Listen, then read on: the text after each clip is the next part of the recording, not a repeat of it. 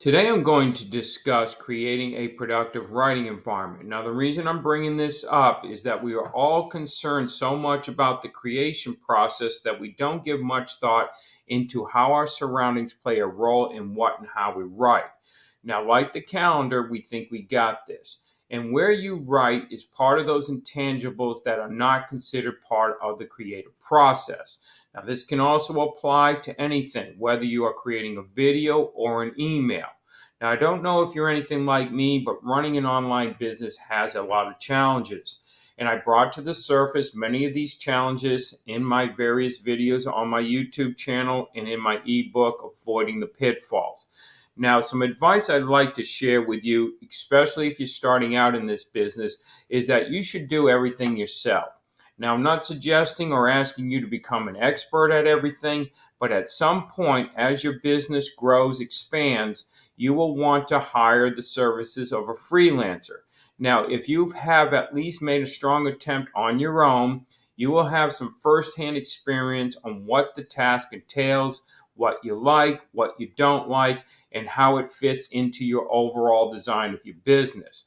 Now, with this better understanding of what you are doing, when you finally require the services of a freelancer, you will know what steps are needed and you have a reference of being able to decipher the good work from the bad. Now, on to the point of this video. Creating quality content, regardless of its medium, is difficult for anyone and is even more difficult when you are running your own online business. And if you've been doing any of this for any period of time, you probably are already aware of the kind of distractions and responsibilities you have both inside and outside of your business. Now, keeping this in mind, one of the best ways to make life a little bit easier is to create a productive writing environment. Now, here are some tips and ideas to help you create that perfect environment. And I'm going to add a slide at the end of this video going over these various tasks or elements. Now, first, I'd like you to eliminate distractions. Though you need to have your computer on to write, you do not need the television, the radio, your phone, etc. So when you start writing, turn everything off. Also, you do not need other distractions like email and social media accounts open.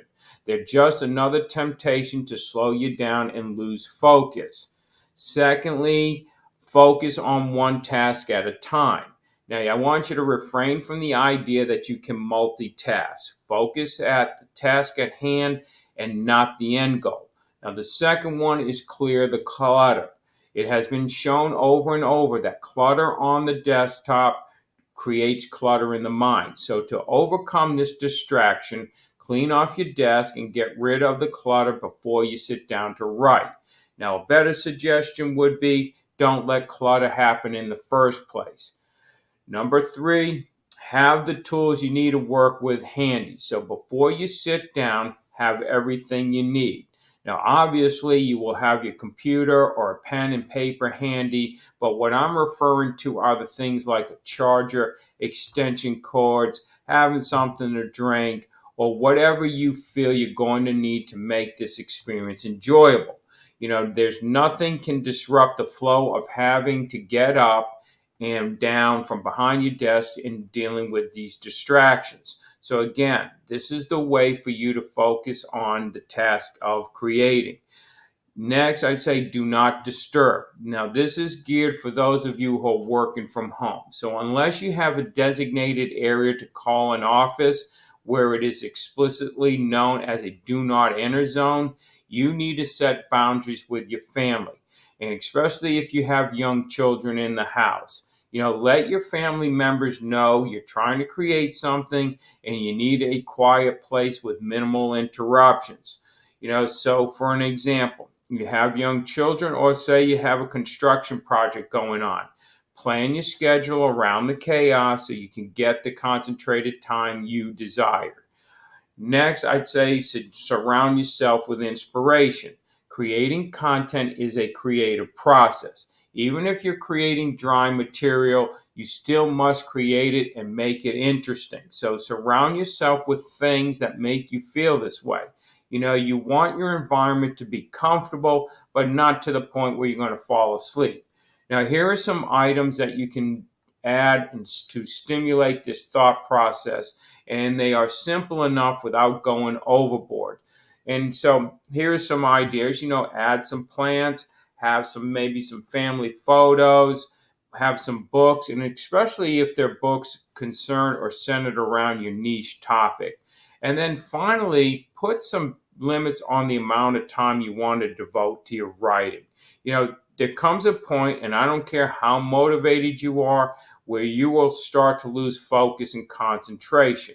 And this is the point where your productivity is going to drop. So to avoid this, set a specific goal.